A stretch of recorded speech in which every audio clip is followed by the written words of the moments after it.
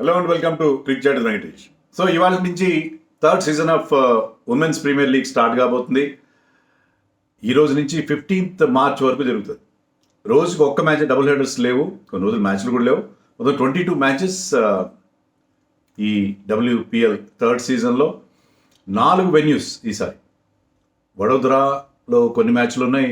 తర్వాత entire band wagon moves to Bengaluru తర్వాత లక్నోలో కొన్ని మ్యాచ్లు ఉన్నాయి. ఇంకా ప్లే ఆఫ్స్ అంటే ఎలిమినేటర్ అండ్ ఫైనల్ ఇవన్నీ కూడా ముంబైలోని బ్రబోన్ స్టేడియంలో జరుగుతాయి. వాంఖేడే స్టేడియంలో కాదు, బ్రబోన్ స్టేడియంలో జరుగుతాయి. సో ముంబైలో వేరే మ్యాచ్లు కూడా ఉన్నాయి. సో మొత్తం 4 వెన్యూస్. ఇంతవరకు ఏంటంటే 2 వెన్యూస్ చూసాం మనం ఫస్ట్ 2 సీజన్స్. ఈసారి 4 వెన్యూస్. సో వెన్యూస్ పెంచడం కూడా చాలా మంచి విషయం. IPL లాగా హోమ్ అండ్ అవే కాన్సెప్ట్ కూడా వస్తుంది కొన్ని రోజులు పోతే. ఇది బాగా పాపులర్ అయితే, ఇప్పటికే పాపులర్ అయింది. మరింత పాపులారిటీ, మరింత ఫాలోయింగ్ వస్తే WPL కూడా IPLకి ధీటుగా నిలబడే అవకాశం మనకి కనిపిస్తుంది. చాలా ఇప్పటికే చాలామంది చాలా కీన్గా ఫాలో అవుతున్నారు. నేను కూడా ఫాలో అవుతున్నాను. కానీ ఉమెన్స్ క్రికెట్ ఇన్ జనరల్ నేను ఎక్కువగా ఫాలో కాను. మీతో దాపరేగా అని చెప్పడానికి, because you're my family members. So women's cricket కానీ, చాలా లీగ్స్ కానీ, వేరే స్పోర్ట్స్ కానీ అన్నీ వదిలేశాను. ఎందుకంటే I have other activities also. తెలుసు కదా, బుక్స్ కూడా రాస్తాను. నేను నా నెక్స్ట్ బుక్ పబ్లిషర్ రెడీగా ఉన్నాడు. బుక్ రాయడమే తర్వాత. సో ఇలా చాలా వేరే యాక్టివిటీస్ ఉంటాయి కదా మనకి. సో నేను మెన్స్ క్రికెట్ తరోగా ఫాలో అవుతాను. ఉమెన్స్ క్రికెట్ ఫాలో అవుతాను, కానీ అంత అథారిటేటివ్గా ఉన్నాను. అందుకే నేను ఏం చేశానంటే, మన ఛానల్ ద్వారా పరిచయమైన యంగ్ ఫ్రెండ్ చంద్రారెడ్డి, ఢిల్లీలో ఉంటాడు. అతనితో had a long discussion the morning. So అతని నుంచి చాలా ఇన్పుట్స్ తీసుకొని ఈ వీడియో చేస్తాను. మార్నింగ్ నుంచి కూడా కొంత రకరకాల వెబ్సైట్స్లో వాటిలో అన్నీ చూసి ఉమెన్స్ క్రికెట్ని కొంచెం ఏదో ఎగ్జామ్ ప్రిపేర్ అయ్యి మీ వీడియో చేస్తాను. ఉమెన్స్ ప్రీమియర్ లీగ్ మీద కూడా నేను మీకు మంచి కవరేజ్ ఇవ్వడానికి ప్రయత్నం చేస్తాను. Definitely I will try to give you good coverage. ఎందుకంటే ఛాంపియన్స్ ట్రోఫీ ఉంది మధ్యలో మనకి. తర్వాత IPL రాబోతుంది. IPL కూడా మనం ప్రిపరేషన్ కావాలి. So not on daily basis, but I will try to cover women's cricket as well, WPL as well. చాలా ఎక్సైటింగ్గా ఉండబోతుంది ఈ సీజన్లో కూడా. సో ఈసారి ఎక్కడ టెలికాస్ట్ గురించి మేము చెప్పాలి. అన్ని మ్యాచ్లు కూడా ఈవినింగ్ మ్యాచెస్సే ఉన్నాయి. Telecast will be on Star Sports this time, not ఇంతకుముందు స్పోర్ట్స్ 18లో వచ్చినట్టుగా ఉంది. దాని ఈసారి మర్జర్ అయిపోయింది, జియో స్టార్ అయిపోయింది కాబట్టి. అండ్ డిజిటల్ ప్లాట్ఫామ్ కూడా జియో స్టార్ అంటారు. అంటే జియో సినిమాలో రావచ్చు, ప్లస్ హాట్స్టార్లో కూడా రావచ్చు అని నేను అనుకుంటున్నాను. ఏదైనా ఫ్రీ వ్యూయర్షిప్ ఉంది, ఫ్రీగా మీరు చూడొచ్చు. వితౌట్ సబ్స్క్రిప్షన్ కూడా మనకు తెలుస్తుంది. అదే సబ్జెక్ట్ కన్ఫర్మేషన్ ఫ్రీ అని అనుకుంటున్నాను నేను. సో ఉమెన్స్ ప్రీమియర్ లీగ్ని మీరు హాట్స్టార్లో ఫ్రీగా చూడొచ్చని నాకు అందిన సమాచారం. I'm not 100% sure. సో అది బేసిక్ సమాచారం. మరి 5 టీంలు ఉంటాయి. 5 టీంలు, ఈచ్ టీమ్ మనకు తెలుసు కదా.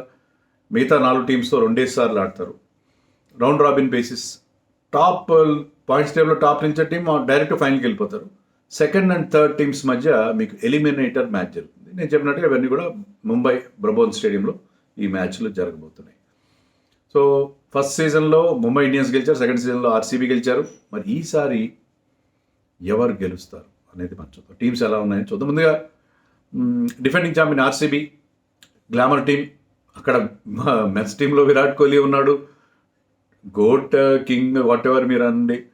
And also very highly popular, extremely popular cricketer, not only in India but in the world. అలాగే ఉమెన్స్ క్రికెట్లో కూడా Smriti Mandhana number 1 in her as by talent and also as popularity కూడా హ్యూజ్ పాపులారిటీ ఉన్న. So RCB ఆ glamour కోషియంట్ని ఈమె మరింత పెంచింది అని చెప్పాలి. అండ్ ఆ ఫ్యాన్ బేస్ ఎలాగ ఉంటుంది RCBకి. And she has this distinction that the only league winning captain of RCB అని లాస్ట్ సీజన్లో గెలిపించి పెట్టింది కాబట్టి. అండ్ షీ హ్యాస్ దట్ అవునా డెఫినెట్గా. సో స్మృతి మందన మీద ఫోకస్ ఉంటుంది. But RCB has problems this season. Sophie Devine రావట్లేదు ఫర్ పర్సనల్ రీజన్. సోఫీ మొలిన్యూ కూడా top bowler, she is also injured. అలాగే ఆశా శోభన కూడా ఇంజర్డ్ అండ్ అవుట్ అని తెలుస్తుంది.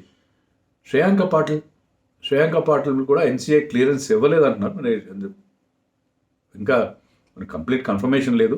శ్రేయాంక పాటిల్ కూడా ఉండకపోవచ్చు. సో మెయిన్గా బౌలింగ్ కదా వాళ్ళకి కావాల్సింది. ఇప్పుడు శ్రేయాంక కానీ, మలిన్యూ కానీ, ఆశా శోభన కానీ చాలా ఇంపార్టెంట్ బౌలర్స్. సో బౌలింగ్లో ఇక బ్యాటింగ్ బాగుంది. వాళ్ళు batting Richa Ghosh is there along with Smriti Mandhana.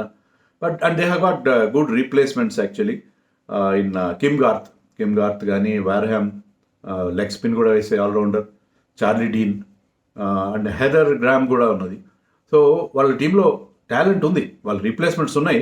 But ఆ ఒరిజినల్ వాళ్ళు అంత బాగా ఆడగలుగుతారు వీళ్ళు. వాళ్ళు నిజంగా లాస్ట్ సీజన్లో చాలా ముఖ్యం. అందులో Ellis peri probably the finest women cricketer ever అని కూడా అనుకోవచ్చు.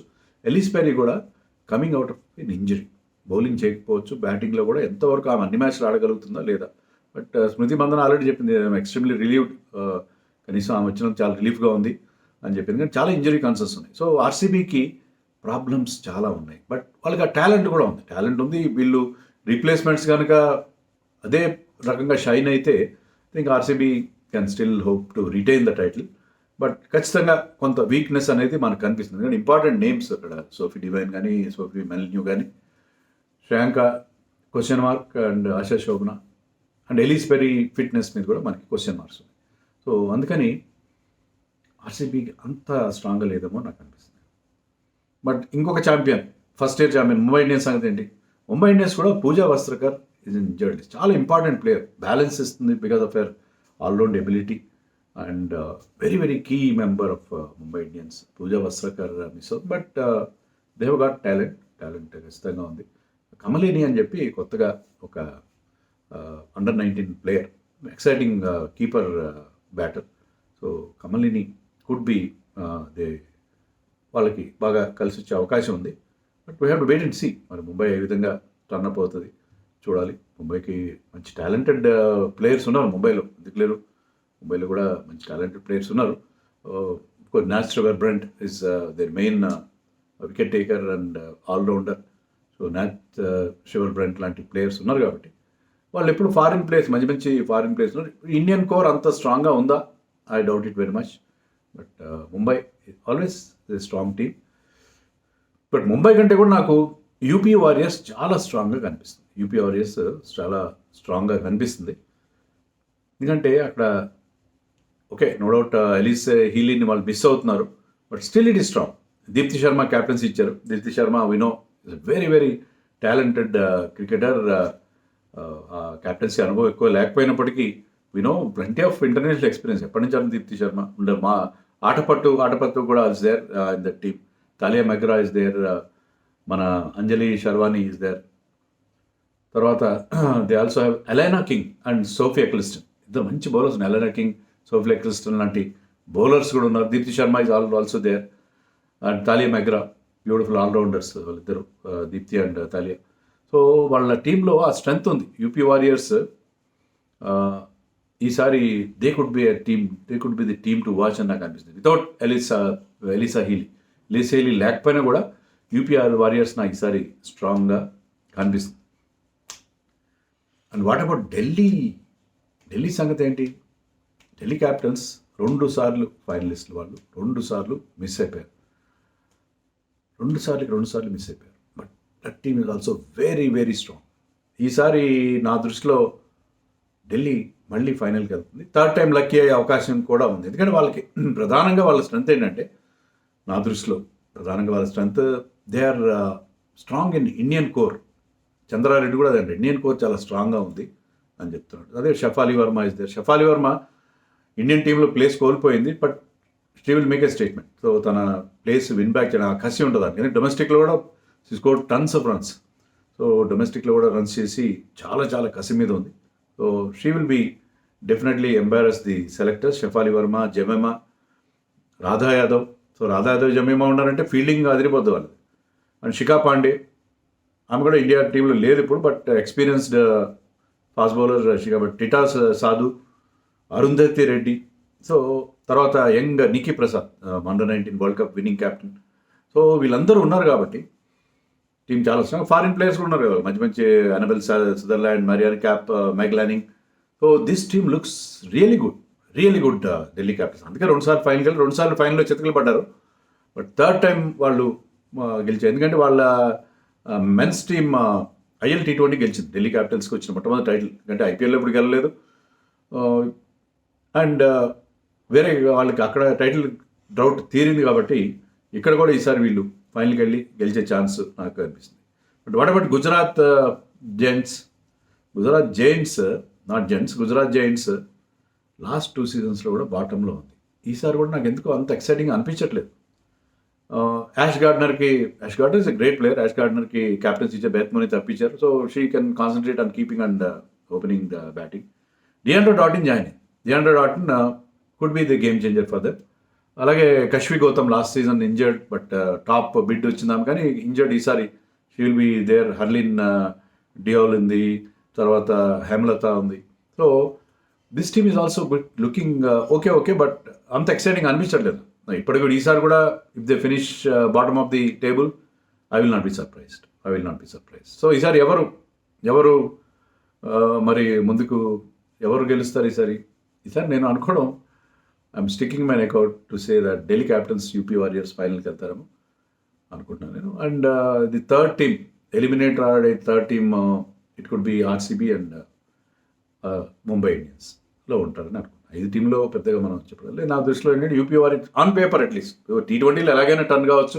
ఎవరు బాగా పర్ఫామ్ చేస్తారు, ఎవరు బాగా మొమెంటం, ఎందుకంటే ఇది చిన్న టోర్నమెంట్ కాబట్టి మీకు ఎవరైతే స్టార్టింగ్లో మ్యాచ్లు గెలిచి ఆ మొమెంటం గెయిన్ చేస్తారో వాళ్ళు దూసుకెళ్ళిపోతారు. చెప్పడం కష్టం, బట్ ఆన్ పేపర్ నాకు Delhi Capitals and UP Warriors చాలా స్ట్రాంగ్గా కనిపిస్తుంది. With my limited knowledge I'm telling you quite frankly, my limited knowledge I'm telling these two teams are looking very very good. ఎవరైనా miss అవుతున్నారా? త్రిషా గోంగటి ఎందుకు మిస్ కావట్లేదు? Unsold అయింది. Pratika Rawal she is also doing extremely well, unsold. ఎందుకంటే వాళ్ళు auction తర్వాత they perform. వాళ్ళిద్దరూ ఏమైనా ఇంజరీ రిప్లేస్మెంట్గా ఎక్కడైనా వస్తారు. చాలామంది ఇంజర్డ్ ప్లేయర్స్ ఉన్నారు కదా, చూడాలి మరి ఎలా వస్తారో. సో వాళ్ళిద్దరూ మిస్ అవుతారు. మన తెలుగు ప్లేయర్స్ కూడా చాలామంది ఉన్నారు. అంజలి శర్వాణి, సబినేని మేఘన, షబ్నం షకీల్, అరుంధతి రెడ్డి, ఇంకా ఉంటారు సుల్తానా. సో చాలామంది మన తెలుగు ప్లేయర్స్ కూడా ఉన్నారు. వీళ్ళందరూ బాగా చేయాలని మన తెలుగు ప్లేయర్స్ చాలామంది ఎమర్జ్ కావాలి. ఎందుకంటే మనం చూసాక అండర్-19 వరల్డ్ కప్ గెలిచారు మన వాళ్ళు. సో ఆల్రెడీ ఇది థర్డ్ సీజన్ అప్పటికే మనకి ఎప్పుడైతే మీకు ఉమెన్స్ ప్రీమియర్ లీగ్ స్టార్ట్ అవుతుందో, ఎందుకంటే ఇండియాకి ఆడడానికి కొంతమందికి అవకాశం వస్తుంది. అంటే ఇండియాకి ఆడేవాళ్ళు, ఇంత పెద్ద దేశంలో ఇండియా ఆడేవాళ్ళు ఎంతమంది ఉంటారు? ఇండియన్ టీంకి ఆడేవాళ్ళు మేబీ ఒక 25-30 పీపుల్కి అవకాశం వస్తుంది ఒక జనరేషన్లో. వాళ్ళకి ఒక 10 years పీరియడ్లో అనుకుందాం 30-40 ప్లేయర్స్ మాత్రమే అవకాశం వస్తుంది. అలా కాకుండా మీకు ఇలా WPL అండ్ లీగ్స్ ఉంటే ఏంటంటే ఇంకా బోల్డంతమంది ప్లేయర్స్కి అవకాశం వస్తుంది. సో మనకి సరే ఇండియాకి ఆడడం చాలా కష్టం.